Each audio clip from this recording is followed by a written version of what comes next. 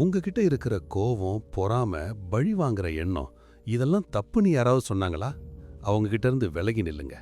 ஏன்னா உங்ககிட்ட இருக்கிற இந்த இருண்ட பக்கங்களை, ஷேடோ செல்ஃபை நீங்க ஒடுக்க நினைக்கிற வரைக்கும் நீங்க மத்தவங்களுக்கு அடிமைதான். அந்த இருட்டுக்குள்ள இருக்கிற அபாரமான சக்தியை எப்படி உங்க வெற்றிக்காக பயன்படுத்துறதுன்னு தெரிஞ்சுக்கணுமா? அப்போ இந்த வீடியோ உங்களுக்கானது. நம்ம சமூகத்துல எப்பவுமே நல்லவனாயிரு, கோவப்படாத, எல்லாரையும் நேசி அப்படின்னு சொல்லி நம்மள ஒரு கூண்டுக்குள்ள அடிச்சு வச்சிருக்காங்க. ஆனா நிஜம் என்னன்னா, ஒரு முழுமையான மனிதன் அப்படிங்கிறவன் வெறும் ஒளியாலானவன் கிடையாது. அவன் ஒளியும் இருட்டும் சேர்ந்த ஒரு காம்பினேஷன். ஒரு சாவரன் ஆர்கிடெக்ட் எப்பவுமே தன் நிழலை பார்த்து பயப்பட மாட்டான். அவன் அதை ஒரு ஆயுதமா மாத்துவான். நீங்க உங்க கோவத்தை அடக்கி வச்சா அது ஒரு நாள் எரிமலையா வெடிச்சு உங்களையே அழிச்சிடும். ஆனா அதை நீங்க சேனலைஸ் பண்ண கத்துக்கிட்டா அது உங்களை எவராலும் எட்ட முடியாத உயரத்துக்கு கொண்டு போகும். முதல்ல இன்டகிரேஷன் ஆஃப் த ஷேடோ பத்தி புரிஞ்சுக்கோங்க. ஸ்விஸ் சைக்காலஜிஸ்ட் கார்ல் யுங் என்ன சொல்றாருன்னா, நம்ம எதை எதிர்க்கிறோமோ அதுதான் நம்மளை ஆளுது. நீங்க நான் ரொம்ப நல்லவன், எனக்கு கோபமே வராது அப்படின்னு சொல்லும்போது உங்க ஆழ் மனசுல இருக்கிற அந்த நிழல் ஒரு அசுரன் மாதிரி வளர்ந்துகிட்டே இருக்கும். ஏதாவது ஒரு பலவீனமான நேரத்துல அது வெளியே வந்து உங்க வாழ்க்கையே சீரழிச்சிடும். இதுதான் த ஷேடோ பிரீச். ஒரு சாவரன் அப்சர்வர் என்ன பண்ணுவார்னா, தனக்குள்ள இருக்கிற அந்த அக்ரெஷனை ஒத்துப்பாரு. ஆமா, எனக்குள்ள ஒரு மிருகம் இருக்கு, ஆனா அந்த மிருகம் எப்போ வெளியே வரணும்னு தீர்மானிக்கிறது நான் தான். இதுதான் உண்மையான செல்ஃப் கண்ட்ரோல். அடுத்தது த ப்ரொடக்டிவிட்டி ஆஃப் ஆங்கர். பல பேர் கோபம் வந்தா மற்றவங்களை திட்டுவாங்க, இல்லைன்னா பொருட்களை உடைப்பாங்க. இது ஒரு முட்டாள்தனமான எனர்ஜி வேஸ்ட். ஒரு சாவரன் ஆர்கிடெக்ட் தனக்கு கோபம் வரும்போது அதை ஒரு ப்ராஜெக்ட் மேலேயோ அல்லது தன்னோட கெரியர் மேலேயோ திருப்புவான். உங்களுக்கு யாராவது ஒரு இன்சல்ட் பண்ணிட்டாங்களா? அவங்க கிட்ட கத்தி உங்க எனர்ஜியை குறைக்காதீங்க. அந்த கோவத்தை ஒரு எரிபொருளா மாத்தி அவங்க நினைச்சு கூட பார்க்க முடியாத ஒரு வெற்றியை அடைஞ்சு காட்டுங்க. அந்த வெற்றி தான் அவங்களுக்கு கொடுக்கிற மிகப்பெரிய தண்டனை. உங்களோட கோபம் ஒரு கிரியேட்டிவ் பவரா மாறும்போது நீங்க அன்ஸ்டாப்பபிள் ஆகிடுவீங்க. மூணாவதா the power of controlled envy. பொறாமை அப்படிங்கிறது ஒரு நச்சுன்னு எல்லாரும் சொல்லுவாங்க. ஆனா ஒரு சாவரன் வைரஸா நீங்க அதை வேற மாதிரி பார்க்கணும். ஒருத்தரை பார்த்து உங்களுக்கு பொறாமை வருதுன்னா அவங்க கிட்ட இருக்கிற ஏதோ ஒரு விஷயம் உங்ககிட்ட இல்லைன்னு உங்க ஆழ் மனசு உங்களுக்கு சொல்லுது.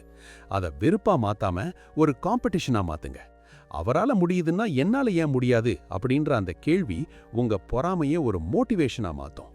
மத்தவங்க வளர்ச்சியை பார்த்து வருத்தப்படுறது அடிமைத்தனம். அவங்கள மிஞ்சி வளரணும்னு நினைக்கிறது தான் ஆதிக்கம், டாமினன்ஸ். நாலாவதா த டார்க் எம்பத்தி. இது ரொம்ப ஆபத்தான மற்றும் சக்தி வாய்ந்த ஒரு டூல். ஒரு மேனிபுலேட்டர் மற்றவங்களோட உணர்ச்சிகளை பயன்படுத்தி அவங்கள காயப்படுத்துவார். ஆனா ஒரு சாவரன் ஆர்கிடெக்ட் ஒருத்தரோட இருண்ட பக்கங்களை கவனிச்சு அவங்க கிட்ட இருந்து தன்னை எப்படி தற்காத்துக்கலாம்னு யோசிப்பார். ஒருத்தரோட பலவீனம் என்ன, அவரோட ரகசிய ஆசை என்ன அப்படின்றத தெரிஞ்சுக்கிறது மூலமா நீங்க அந்த இடத்தோட மாஸ்டர் ஆகிடுவீங்க. இதுதான் ஸ்ட்ராட்டஜிக் அவேர்னஸ். நீங்க கெட்டவரா இருக்கணும்னு அவசியம் இல்லை, ஆனா மத்தவங்க பண்ற கெடுதலுக்கு நீங்க பலியாகாம இருக்க இந்த அறிவு ரொம்ப முக்கியம். அப்புறம் த வாரியர் ஆர்கிடைப். உங்களுக்குள்ள இருக்கிற அந்த போராட்ட குணத்தை என்னைக்குமே விட்டு கொடுக்காதீங்க.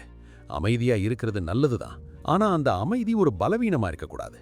The ability to be dangerous but choosing to be peaceful அப்படின்றது தான் ஒரு உண்மையான சாவரனோட அடையாளம். உங்களால மற்றவங்களுக்கு தீங்கு செய்ய முடியும் அப்படின்ற ஒரு கெத்து இருக்கும்போது தான் நீங்க கொடுக்கிற அமைதிக்கு ஒரு மரியாதை இருக்கும். இல்லைன்னா உங்க அமைதியை மற்றவங்க கோழைத்தனம்னு நினைப்பாங்க. அந்த மிருகத்தை உள்ள பூட்டி வைங்க, ஆனா அதோட சாவியை எப்பவுமே உங்க கையில வச்சிருங்க. இந்த ஷேடோ ஒர்க் பண்ணும்போது நீங்க ரொம்ப நேர்மையா இருக்கணும். மற்றவங்க முன்னாடி போடுற முகவரத்தை கழட்டிட்டு கண்ணாடி முன்னாடி நின்று உங்ககிட்ட இருக்கிற எல்லா குறைகளையும் ஆசைகளையும் ஏத்துக்கோங்க. நீங்க உங்களை முழுசா ஏத்துக்கிட்டா மட்டும்தான் இந்த உலகமே உங்களை ஏத்துக்கும். பயம் அப்படிங்கிறது உங்க நிழலை நீங்க பார்க்காத வரைக்கும் தான் இருக்கும். ஒளியை விட இருட்டுல தான் அதிக ரகசியங்கள் ஒளிஞ்சிருக்கு.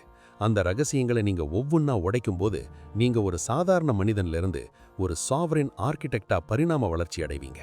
மத்தவங்க உங்களை ரொம்ப மாறிட்ட அப்படின்னு சொன்னா அதுக்கு அர்த்தம் நீங்க சரியான பாதையில போறீங்கன்னு அர்த்தம்.